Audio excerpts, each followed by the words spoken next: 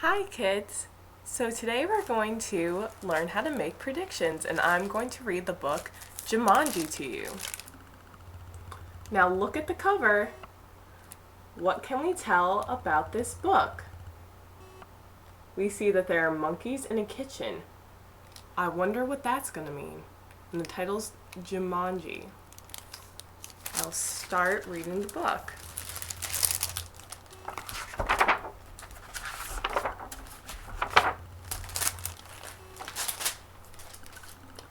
Now remember, Mother said, your father and I are bringing some guests by after the opera, so please keep the house neat. Quite so, added the father, tucking his scarf into his coat. Mother peered into the hall mirror and carefully pinned her hat in place, then knelt and kissed both children goodbye. When the front door closed, Judy and Peter giggled with delight. They took all the toys out of their toy chest and made a terrible mess. But their laughter slowly turned to silence, till finally Peter slouched into a chair. You know what? He said. I'm really bored. Me too, sighed Judy. Why don't we go outside and play?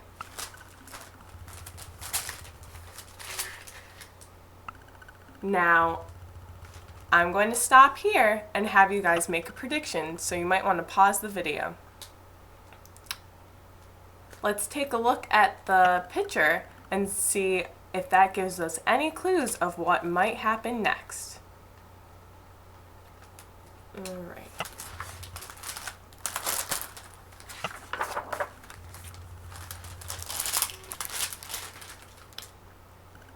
Peter agreed, so they set off across the street to the park. It was cold for November. The children could see their breath like steam. They rolled in the leaves, and when Judy tried to stuff some leaves down Peter's sweater, he jumped up and ran behind some leaves. When his sister caught up with him, he was kneeling at the foot of a tree, looking at a long, thin box. What's that? Judy asked. It's a game, said Peter, handing her the box. Jumanji, Judy read from the box. A jungle adventure game. Look, said Peter, pointing to a note taped to the bottom of the box. In childlike handwriting were the words, free game, fun for some, but not for all. P.S. Read instructions carefully. Want to take it home? Judy asked. Not really, said Peter. I'm sure somebody left it here because it's so boring. Come on, protested Judy. Let's give it a try. Race you home, and off she ran with Peter at her heels.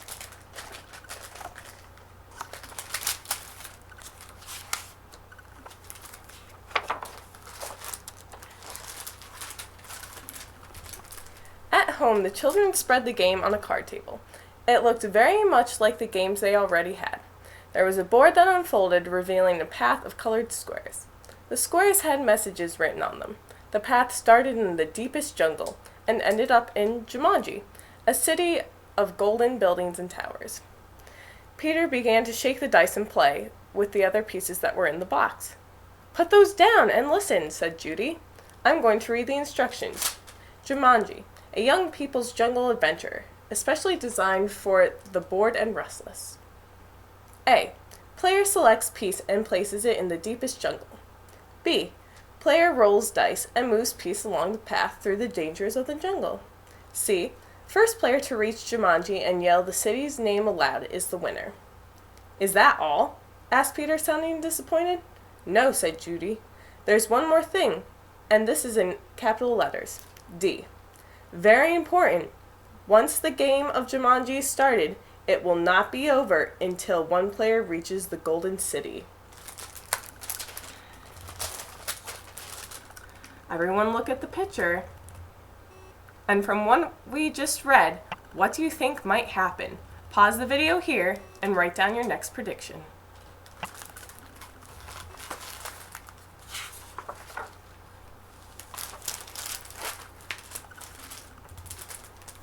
Oh, big deal, said Peter, who gave a bored yawn. Here, said Judy, handing her brother the dice. You go first. Peter casually dropped the dice from his hand. 7, said Judy. Peter moved his piece to 7th square. Lions attack. Move back 2 spaces, Judy read. Gosh, how exciting, said Peter in a very unexcited voice. As he reached for his piece, he looked up at his sister. She had a lot of absolute horror on her face. "Peter," she whispered, "turn around very, very slowly." The boy turned in his chair. He couldn't believe his eyes. Lying on the piano was a lion, staring at Peter and licking his lips. Now, was your last prediction right about what was going to happen? Again, write your new prediction and pause the video.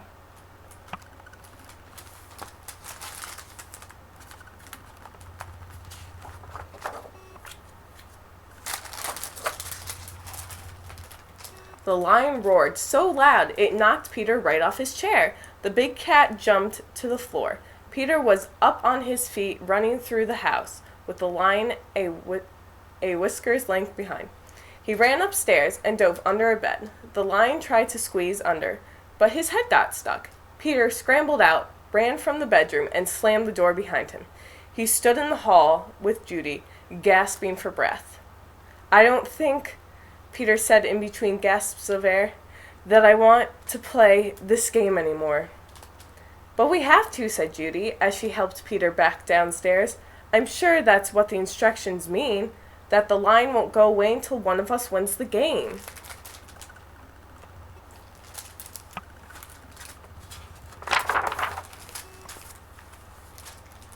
Peter stood next to the card table. "Can't we just call the zoo and have them take it away?"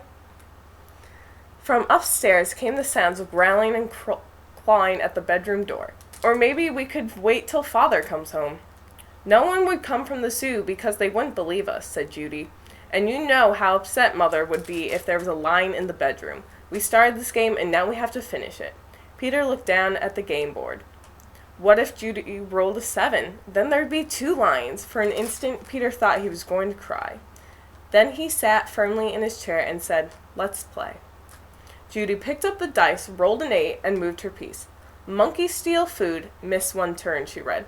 From the kitchen came the sounds of banging pots and falling jars. The children ran to see a dozen monkeys tearing the room apart.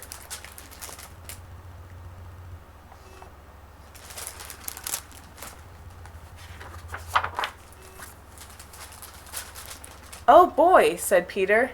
"This would upset Mother more than the lion." "Quick," said Judy, "back to the game." Peter took his turn. Thanks heaven he landed on a blank space. He rolled again. "Monsoon season begins, lose 1 turn." Little raindrops began to fall in the living room. Then a roll of thunder shook the walls and scared the monkeys out of the kitchen. The rain began to fall in buckets as Judy took the dice.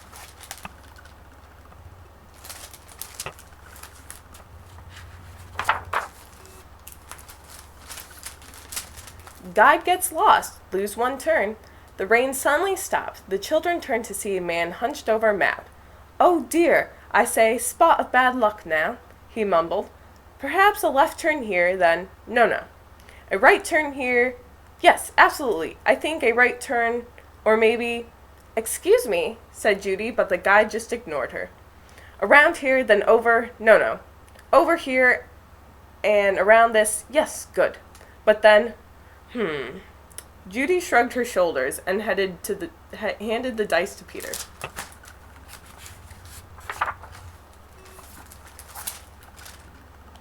"4, 5, 6, he counted. Bitten by testy flies. Contracts sleeping sickness. Lose 1 turn." Judy heard a faint buzzing noise and watched a small insect land on Peter's nose. Peter lifted his hand to brush the bug away, but then stopped, gave a tremendous yawn, and fell sound asleep, his head on the table. Peter, wake up!" cried Judy. But it was no use. She grabbed the dice and moved to a blank. She rolled again and waited in amazement. Rhino, stampede, go back 2 spaces. As fast as she had fallen asleep, Peter awoke. Together they listened to a rumble in the hallway. It grew louder and louder. Suddenly a herd of rhinos charged through the living room and into the dining room, crushing all the furniture in their path. Peter and Judy covered their ears as sounds of splintering wood and breaking china filled the house.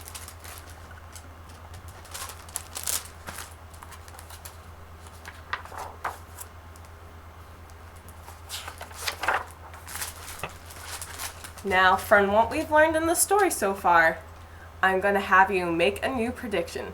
Pause here and start again when you're done.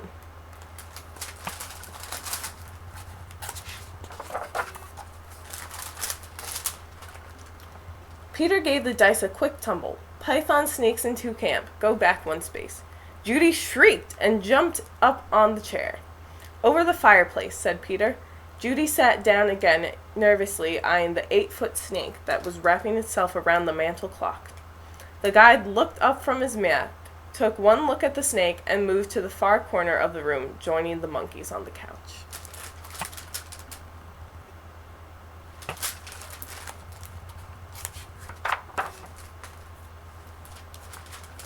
Judy took her turn and landed on a blank space. Her brother took the dice and rolled a 3.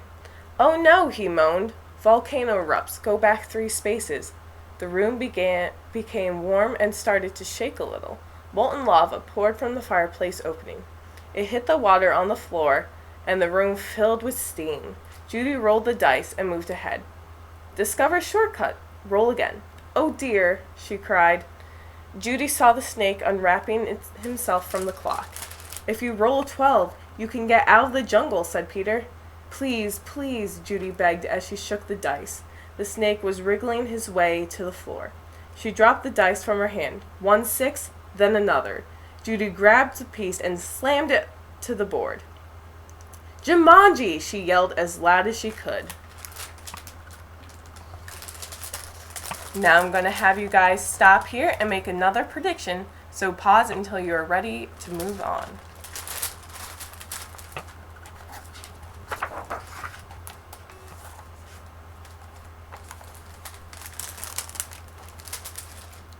The steam in the room became thicker and thicker. Judy could not even see Peter across the table. Then, as if all the doors and windows had been opened, a cool breeze cleared the steam from the room. Everything was just as it had been before the game. No monkeys, no guide, no water, no broken furniture, no snake, no lion roaring upstairs, no rhinos. Without saying a word to each other, Peter and Judy threw the game into its box.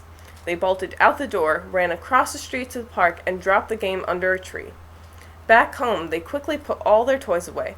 Both children were too excited to sit quietly, so Peter took out a picture puzzle. As they fit the pieces together, their excitement slowly turned to relief, and then exhaustion. With the puzzle half done, Peter and Judy fell sound asleep on the sofa.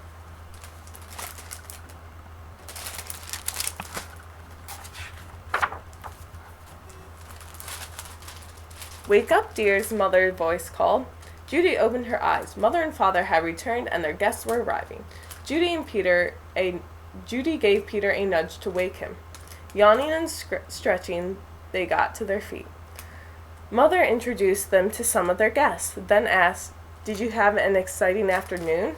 "Oh, yes," said Peter. "We had a flood, a stampede, a volcano, I got sleeping sickness, and—" Peter was interrupted by the adults' laughter. "Well," said Mother, "I think you both got sleeping sickness. Why don't you go upstairs and put your pajamas on, then you can finish your puzzle and have some dinner."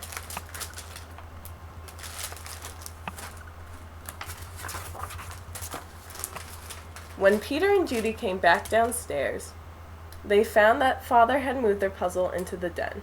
While the children were working on it, one of the guests, Miss Budwing, brought them a tray of food. "Such a hard puzzle," she said to the children. "Daniel and Walter are always starting puzzles and never finishing them." Daniel and Walter were Miss Budwing's sons. They never read instructions either. "Oh well," said Miss Budwing, turning to rejoin the guests. "I guess they'll learn." Both children answered, "I hope so," but they weren't looking at Miss Budwing. They were looking out the window. 2 boys were running through the park. They were Daniel and Walter Budwing, and Danny had a long, thin box under his arm.